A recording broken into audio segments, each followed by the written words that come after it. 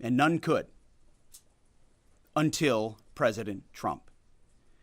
The operation President Trump planned was bold and it was brilliant, showing the world that American deterrence is back.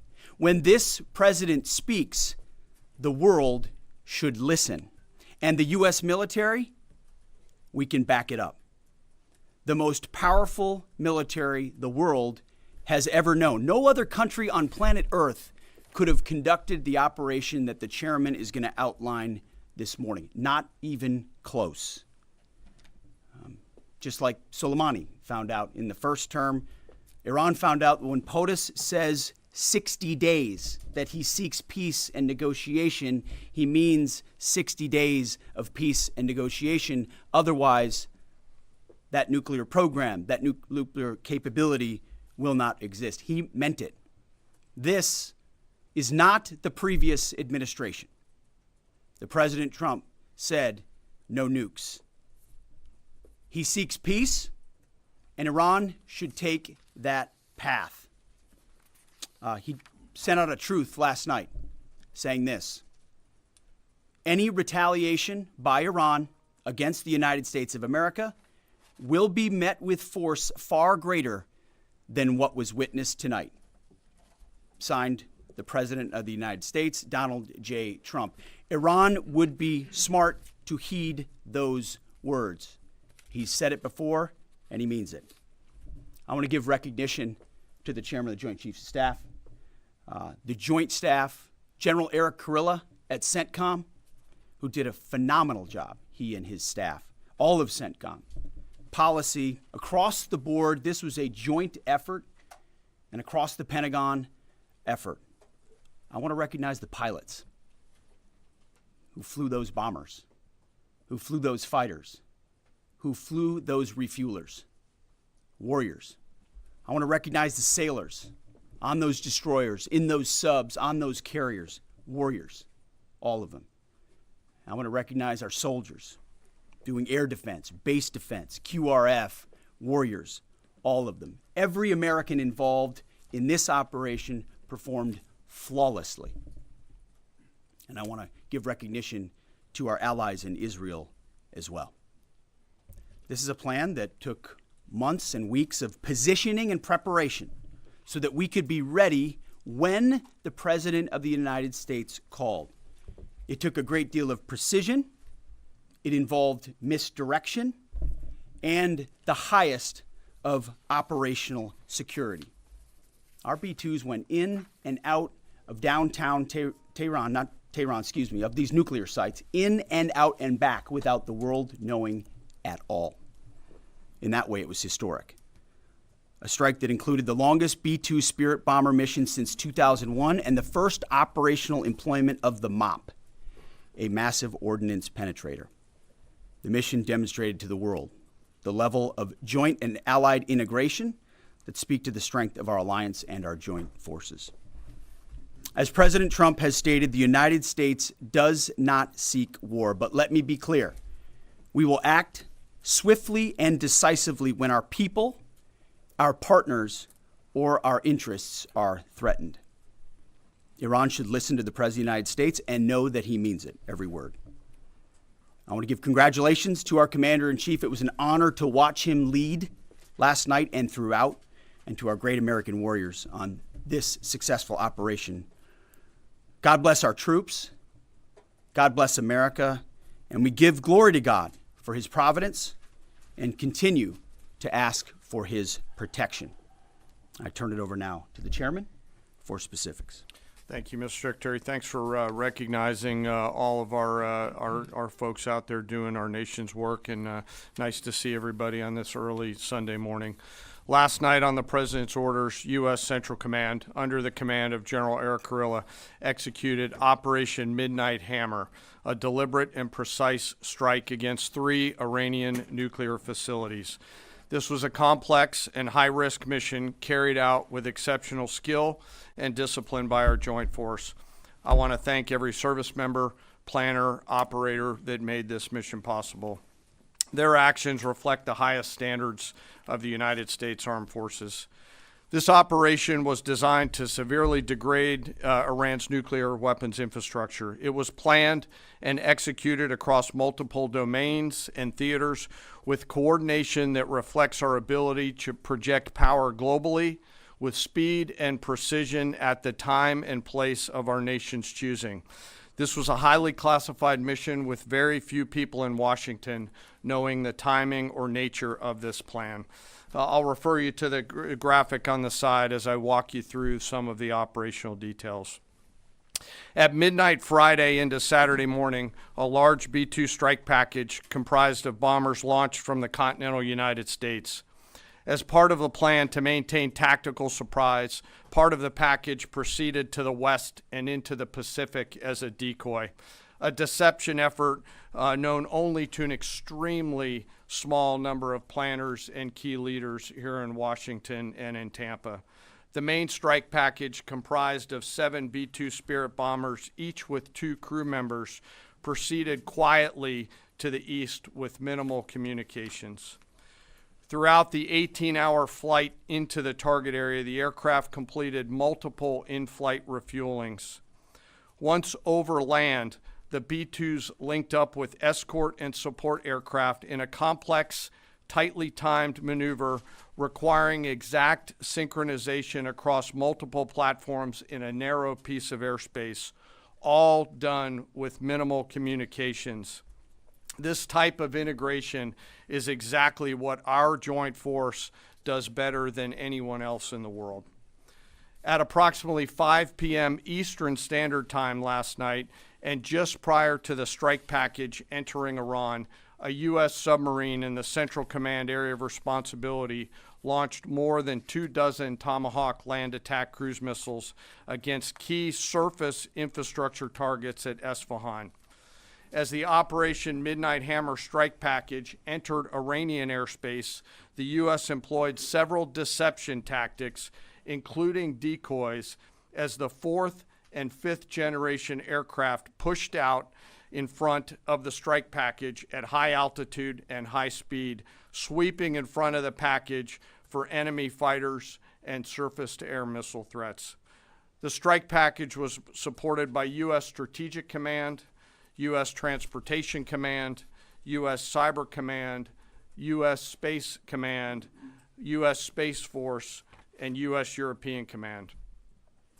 As the strike package approached Fordo and Natanz, the U.S. protection package employed high-speed suppression weapons to ensure safe passage of the strike package, with fighter assets employing preemptive suppressing fires against any potential Iranian surface-to-air threats. We are currently unaware of any shots fired at the U.S. strike package on the way in. At approximately 6:40 p.m. Eastern Standard Time, 2:10 a.m. Iran time, the lead B-2 dropped 2 GBU-57 massive ordnance penetrator weapons on the first of several aim points at Fordo.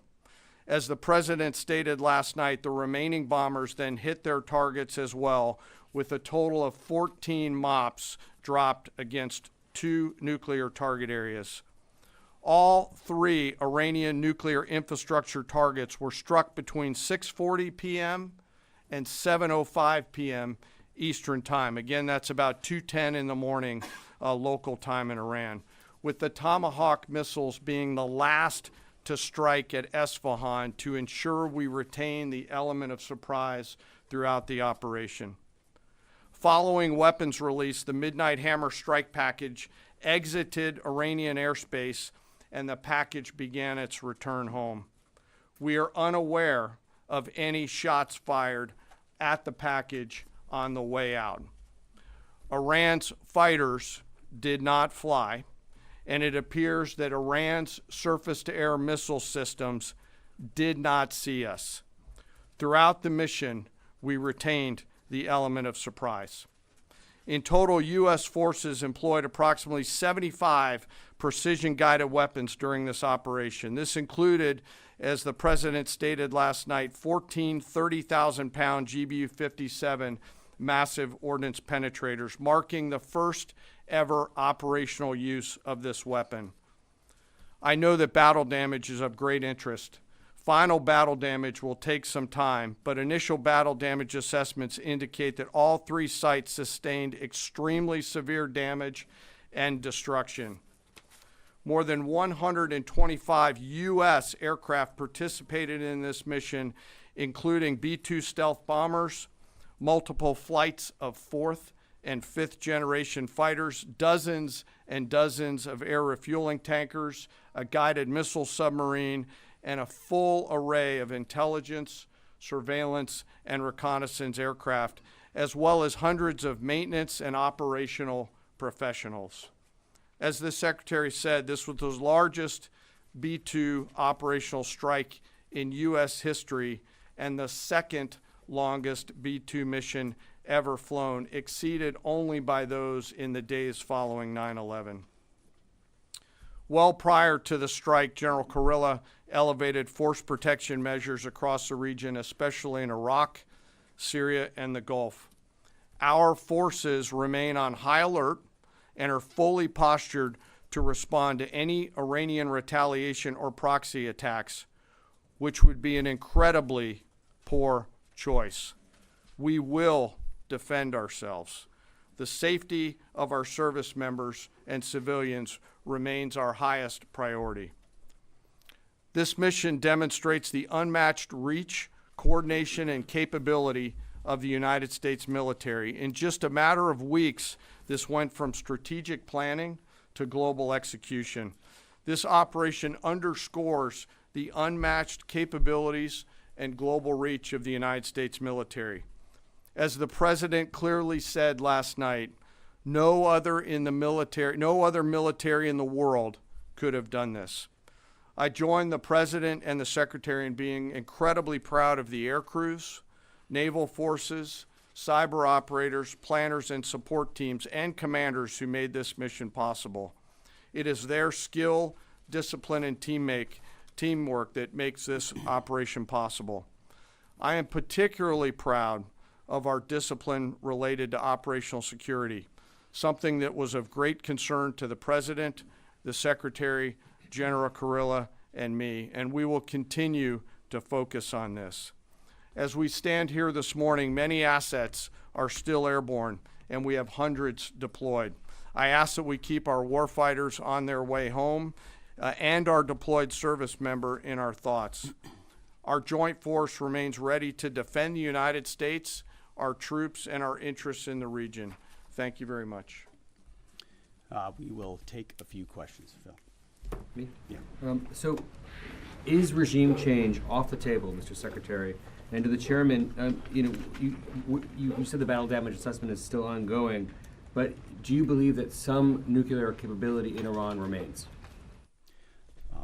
This mission was not and has not been about regime change. The President authorized a precision operation to neutralize the threats to our national interests posed by the Iranian nuclear program and the collective self-defense of our troops and our ally Israel. Thanks for your question. I think BDA is still pending, and it would be way too early for me to comment on what may or may not still be there. But thanks for the question. Green. No, behind you. Excuse me, Mr. Secretary, can you tell me, was there a particular moment when the President decided to pull the trigger on this operation where he said, now, rather than being, something in the holster, now we're going to pull the trigger on it? I would just say, having the opportunity to witness his leadership, he was fully committed to the peace process, wanted a negotiated outcome, gave Iran every single opportunity, and unfortunately was met by stonewalling, which is why he gave them plenty of time to continue to come to the table and give up enrichment, give up the nuclear program. But there was I won't say the particular moment, there was certainly a moment in time where he realized that it had to be a certain action taken in order to minimize the threat to us and our troops. Yeah. General, you say that General Kurilla increased force protection in Iraq, Syria, and Gulf, in those areas. Were they given any advance warning the attacks were coming? And also, Mr. Secretary, when were congressional leaders notified? How long before the attacks took place? Sir, to your first question, you know, the risk has clearly been rising over the last few weeks in the region. Based on that and not a particular awareness of this operation, we've made smart decisions to minimize the risk to U.S. forces in the region. They were given no advance warning? No, sir. In congressional? They were notified after the planes were safely out. Well, we complied with the notification requirements of the War Powers Act. After the attacks, they were notified? They were immediately thereafter. Yes. Thank you, Secretary. Two quick questions. Do you believe you completely destroyed Iranian nuclear program? And how about Iranian ballistic missiles? Your ally as Israel always saying that is biggest threat. And second question is very important. What will be your next step if Iran or militias under Iranian influence on the region attack U.S. interests or allies in the region? And you can chime in on this too, Mr. Chairman. The battle damage assessment is ongoing, but our initial assessment, as the chairman said, is that all of our precision munitions struck where we wanted them to strike and had the desired effect, which means especially in Fordo, which was the primary target here, we believe we achieved destruction of capabilities there. Ultimately, wherever it may be, whether it's in Iraq or Syria or bases in the Gulf, as the president said, it would be, as the chairman said, it would be a very bad idea for Iran or its proxies to attempt to attack American forces. Yes. Thank you, Mr. Secretary. Regarding retaliations, Iran and North Korea are cooperating on nuclear and missile development. Do you think there is a possibility that Iran, North Korea, and the other forces, such as China, will join forces to retaliate against the United States? Well, unfortunately, because of the policies under the previous administration, we drove those countries together, and ultimately that creates a challenging environment. For this particular operation, the focus is on Iran and Iranian nuclear capabilities. That's our focus here, is to not just say that they can't have, but President Trump has said from over 20 years, frankly, Iran cannot have a nuclear weapon. And ultimately, he decided this is the moment, given their stonewalling, when direct military action had to be taken to prevent that from happening. Yes. Thank you very much. General Kane, I understand OPSEC, I respect OPSEC. Can you say at all what security procedures are being taken to protect U.S. troops in Iraq and elsewhere in the Middle East? And Secretary Hegseth, as a global war on terrorism veteran, what do you say to veterans who may be concerned the U.S. is getting into another open-ended war in the Middle East over weapons of mass destruction? Thanks, sir, for the question. I won't comment on what force protection measures are being taken in the region. What I will say is we're being proactive and not reactive, and being very thoughtful about ensuring that we do all that we can to protect our forces out there. And I would just say, as the president has directed and made clear, this is most certainly not open-ended. It doesn't mean it limits our ability to respond. We will respond if necessary. The most powerful military in the world is postured and prepared to defend our people. But what the president gave us, as I said, was a focused, powerful, and clear mission on the destruction of Iranian nuclear capabilities. Those were the targets. That's what was struck. That's what was overwhelming. That's what was overwhelming. That's what the Iranian regime needs to understand, as the president put out last night. He wants peace. There needs to be a negotiated settlement here. We ultimately demonstrated that Iran cannot have a nuclear capability. That is a very clear mission set on this operation. Yes, hold on. Yes, right there. Thank you, Mr. Secretary. Question for the Secretary and the Chairman. How was this strike coordinated with the Israelis on a strategic level, militarily, and on a tactical level? Was there any direct Israeli military participation in this operation? Well, I would say certainly Israel had an incredible military success, especially at the beginning and ongoing, in degrading Iranian capabilities, degrading Iranian launchers, MRBMs. It's been incredible to watch what our ally Israel has been able to do. And there certainly have been conversations. I mean, General Kurilla at CENTCOM has worked closely in the defense of Israel for many years. And part of this operation was the defense of Israel and the ongoing defense of Israel. But as it pertains to this strike, this was U.S. operated and U.S. led. We took advantage of some of the preparatory work that's been done over the past week and a half in terms of axis of approach. I won't get into the particulars, but as the Secretary said, it was a U.S. strike. We made sure we were not in the same piece of airspace and sky. Aside from that, that was the extent of it. We'll take a couple more. Yeah, right there. Question to the Secretary first. Are you concerned whatsoever now about the reaction from U.S. allies given the strike, particularly those in the Gulf?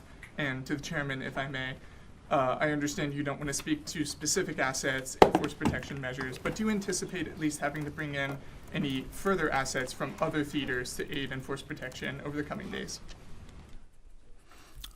We certainly understand the challenges of allies in the region, and we have been respectful and in working in collaboration with them as it pertains to basing and sensitivities there.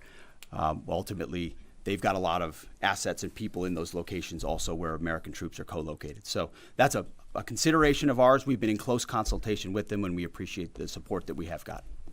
Thanks for the question on sort of the global picture. And as you know, that's one of my jobs, is to look globally at the entire range of challenges. We are always carefully considering our force posture around the world and then offering options to the Secretary and to the President. I won't comment on any future things, but the American people should know that we carefully consider those moves around the world and try to modulate as needed our force structure in the region. Absolutely. Yeah, right here. Thank you. What communications are being sent to the Iranians right now, and is there any possibility of diplomacy now or in the coming days? I can only confirm that there are both public and private messages being directly delivered to the Iranians in multiple channels, giving them every opportunity to come to the table. They understand precisely what the American position is, precisely what steps they can take to allow for peace, and we hope they do so. Yes. The president may not want an open-ended conflict. The Iranians may disagree. Are you prepared for a protracted war? Well, anything can happen in conflict. We acknowledge that. But the scope of this was intentionally limited. That's the message that we're sending. With the capabilities of the American military, nearly unlimited. So Iran, in that sense, has a choice. But we've made it very clear to them, this is nuclear sites, this is nuclear capabilities, this is the line that the president set, and we set that back. Now is the time to come forward for peace. But I think one of the takeaways from this as well is the unprecedented level of ongoing cooperation. I can't speak highly enough of the chairman and his staff and General Kurilla in CENTCOM, what they've done to look around the corner, to pre-position, to understand how an operation like this comes together. The scope and scale of what occurred last night would take the breath away of almost any American if you had an opportunity to watch it in real time. And I think Tehran is certainly calculating the reality that planes flew from the middle of America and Missouri overnight, completely undetected over 3 of their most highly sensitive sites, and we were able to destroy nuclear capabilities. And our boys in those bombers are on their way home right now. We believe that'll have a clear psychological impact on how they view the future, and we certainly hope they take the path of negotiated peace. But I could not be more proud of how this building operated, of the precision, the sensitivity, and the professionalism of the troops involved in this effort. I will take one more. We'll take one more question. Yes, right there. Thank you, Mr. Secretary. Concerning the justification for these strikes, in March, the Office of the Director of National Intelligence released their threat assessment, concluding, quote, Iran is not building a nuclear weapon, and Khomeini has not authorized the nuclear programs he suspended in 2003, unquote. So what new intelligence does the U.S. have since then that the Iranians have changed their position on nuclear weapons? And does this new intelligence come from U.S. sources and methods, or are we getting this information from other countries? Well, I would just simply say that the president's made it very clear. He's looked at all of this, all of the intelligence, all of the information, and come to the conclusion that the Iranian nuclear program is a threat, and was willing to take this precision operation to neutralize that threat in order to advance American national interests, reduce the Iranian nuclear program, and obviously collective self-defense of ourselves and our allies. So he looked at all of it, understood the nature of the threat, and took bold action I think the American people would expect in a commander-in-chief. That's all we've got. Thank you very much. Appreciate it. Mr. Chairman. Thank you. Mr. Chairman, do you have any of the WC-135s up to check the radioactive material in the atmosphere?